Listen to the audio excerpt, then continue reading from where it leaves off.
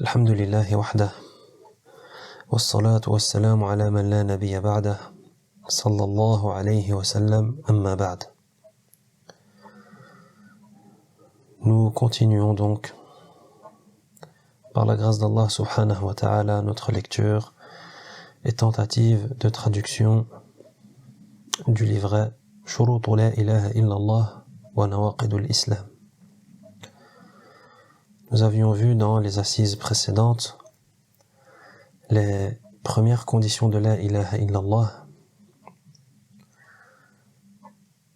à savoir la première condition, al-ilm, le savoir, la deuxième condition, al-yaqin, la certitude, et la troisième condition, al-qaboul, l'acceptation.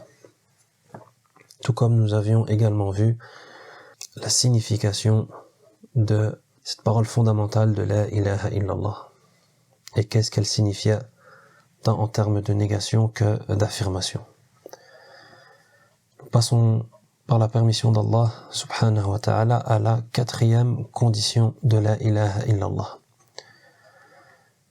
فالشرط الرابع الانقياد المنافي للترك وذلك بأن ينقاد لما دلت عليه كلمة الإخلاص. ولعل الفرق بين الانقياد والقبول أن القبول إظهار صحة معنى ذلك بالقول فيقبله ويعلن ذلك نطقا باللسان، وأما الانقياد فهو الاتباع بالأفعال ويلزم منهما جميعا الاتباع. La quatrième condition de la ilaha illallah, c'est al-inqiyad, la docilité.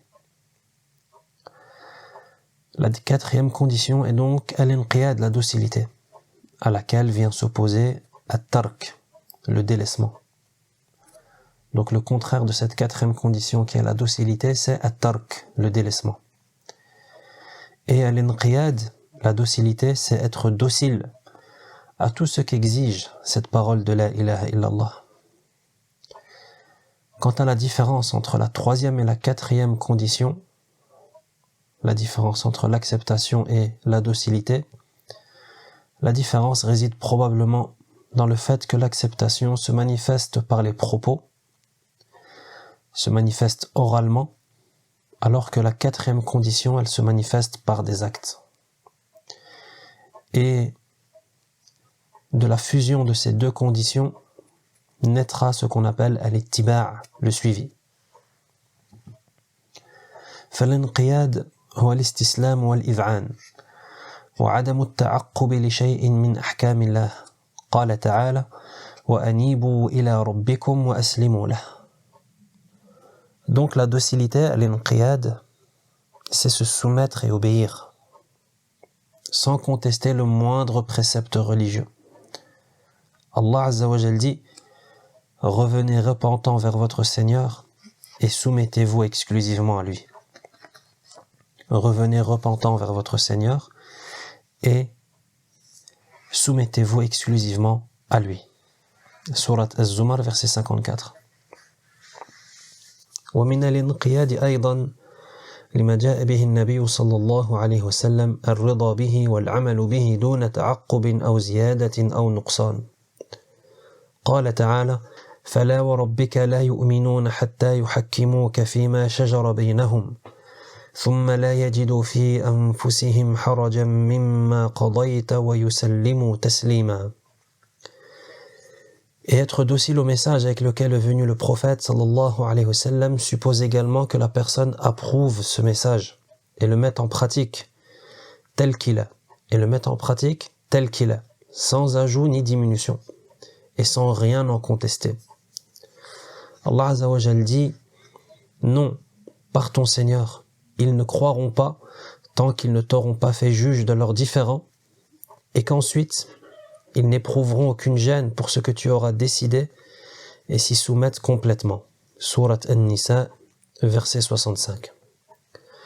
فإذا علم أحد معنى لا إله إلا الله فقد جاء بالشرط الأول وإذا أيقن بها فقد جاء بالشرط الثاني وإذا قبلها فقد جاء بالشرط الثالث ولكنه إذا لم ينقد ولم يذعن لها ولم يستسلم ولم يعمل بمقتضى ما علم فإن ذلك لا ينفعه.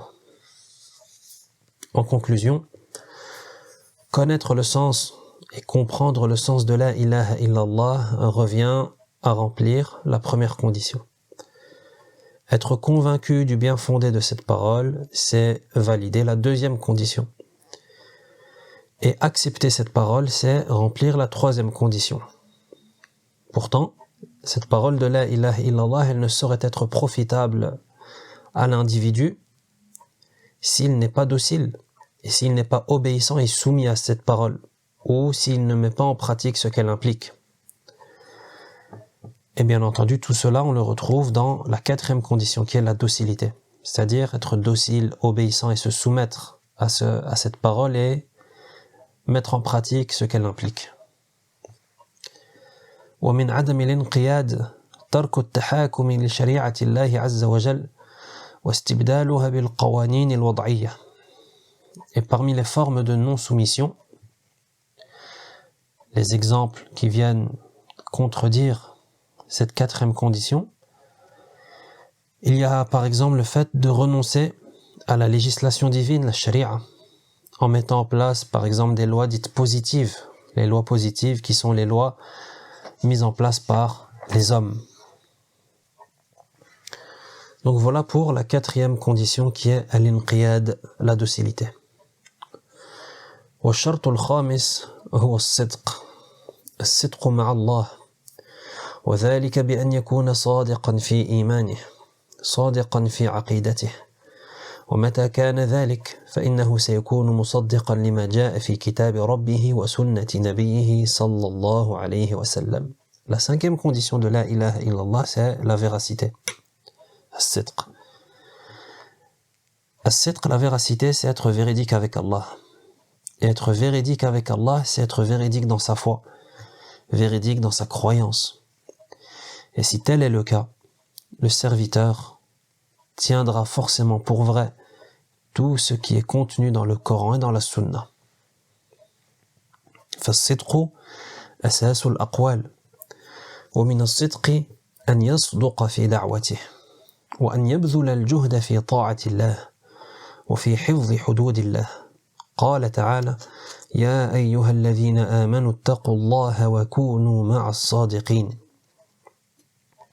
La véracité, c'est la base de toute parole. La véracité, c'est la base de toute parole. Et parmi les autres formes de véracité, il y a aussi le fait d'être véridique lorsqu'il s'agit de prêcher la religion. La véracité, c'est aussi redoubler d'efforts dans les actes d'obéissance et s'abstenir de transgresser les commandements divins. Allah Azza wa Jal dit « Ô vous qui croyez, craignez Allah et soyez du nombre des véridiques. » Surat At-Tawbah, verset 119.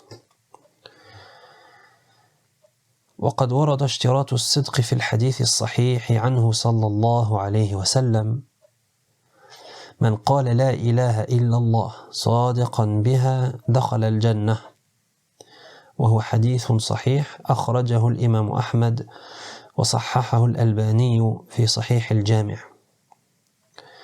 Cette cinquième condition, qui est la condition de véracité, elle a d'ailleurs été expressément mentionnée dans le hadith authentique, dans lequel dit le prophète sallallahu alayhi wa sallam, celui qui dit la ilaha illallah en toute véracité entrera au paradis.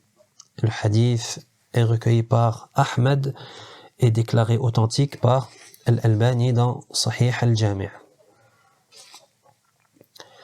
وقال صلى الله عليه وسلم ما من أحد يشهد أن لا إله إلا الله وأن محمد رسول الله صدقا من قلبه إلا حرمه الله على النار متفق عليه من رواية معاذ. Le messager d'Allah sallallahu alayhi wa sallam dit également Allah interdit au feu toute personne qui atteste avec un cœur plein de véracité qu'il n'est de divinité digne d'adoration qu'Allah et que Muhammad est le messager d'Allah sallallahu alayhi wa sallam. Le hadith est unanimement authentique selon une narration de Mu'adh radiyallahu anhu.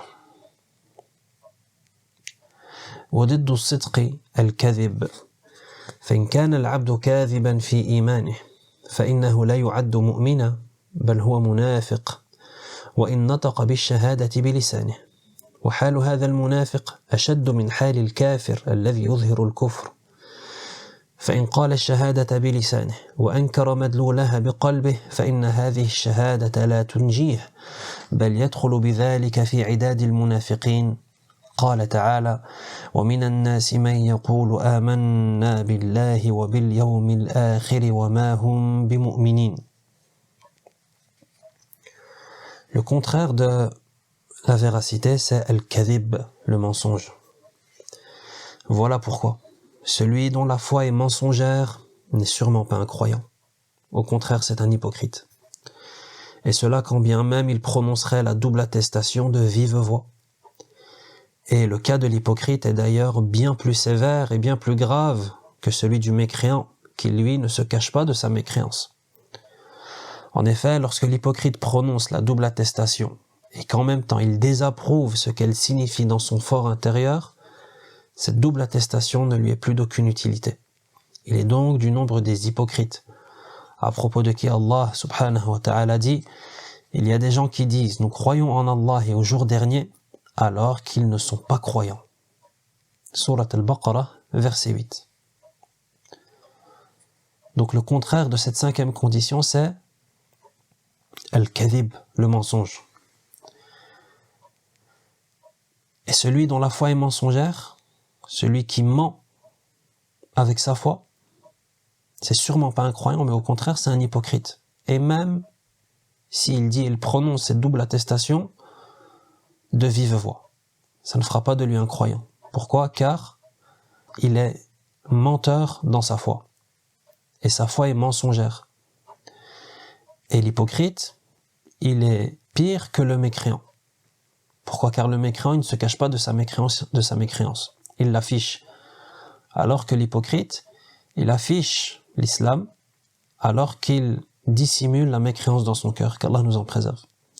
Allah Azza wa Jal dit, il y a des gens qui disent, nous croyons en Allah et au jour dernier, alors qu'ils ne sont pas croyants. Verset 8 de Surat al-Baqarah. Donc de ce verset, on comprend qu'il y a des gens qui affichent l'islam, il existe des gens qui affichent l'islam, qui affichent la foi en Allah, la foi dans le jour dernier, etc., alors qu'en réalité, ils ne le sont pas. Qu'Allah nous préserve et fasse qu'on ne fasse pas partie de cette catégorie de gens. ومما ينافي الصدق في الشهادة تكذيب ما جاء به الرسول صلى الله عليه وسلم أو تكذيب بعض ما جاء به صلى الله عليه وسلم لأن الله تعالى أمرنا بطاعته وتصديقه صلى الله عليه وسلم وقرن ذلك بطاعته صلى الله عليه وسلم قال سبحانه وأطيعوا الله وأطيعوا الرسول فالشرط الخامس من شروط لا إله إلا الله الصدق. Cette cinquième condition de la ilaha illallah, la véracité, elle peut être invalidée de différentes manières. Par exemple, le fait de démentir l'entièreté ou bien une partie du message avec lequel est venu le prophète sallallahu alayhi wa sallam. En effet, Allah subhanahu wa ta'ala nous ordonne d'obéir à son prophète sallallahu alayhi wa sallam et de croire en lui. Plus encore, lorsqu'Allah nous ordonne de lui obéir, il fait suivre cela par l'ordre d'obéir à son prophète sallallahu alayhi wa sallam.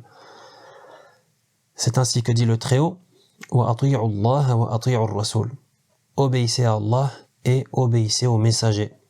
Surat At-Taghabun, verset 12.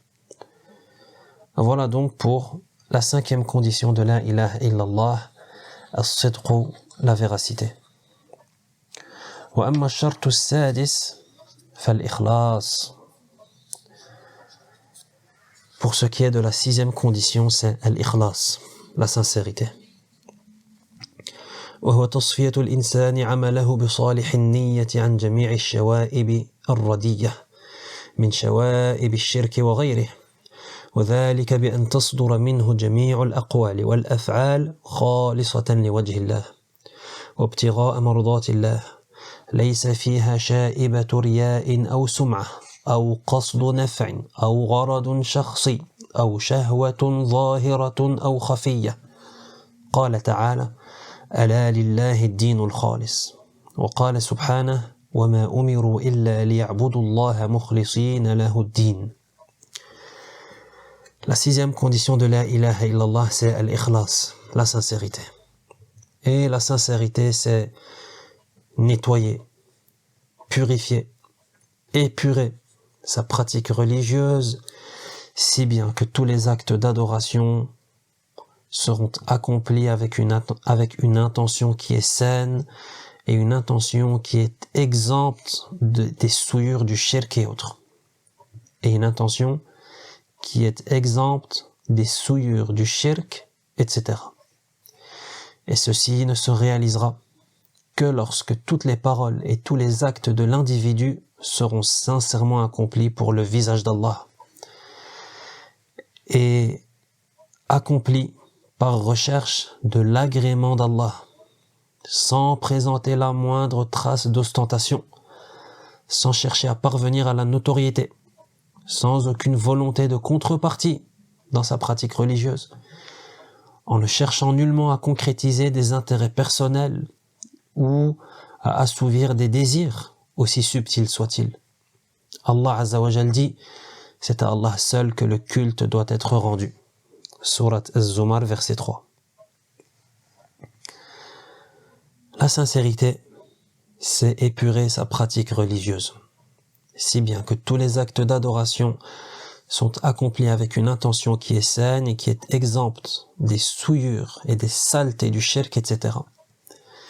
Et ceci ne se réalisera que lorsque toutes les paroles et les actes de l'individu seront sincèrement accomplis pour le visage d'Allah et par recherche de son agrément, sans présenter la moindre trace d'ostentation, sans chercher à parvenir à la notoriété, à avoir une bonne réputation auprès des gens par exemple, et sans aucune volonté de contrepartie dans sa pratique religieuse.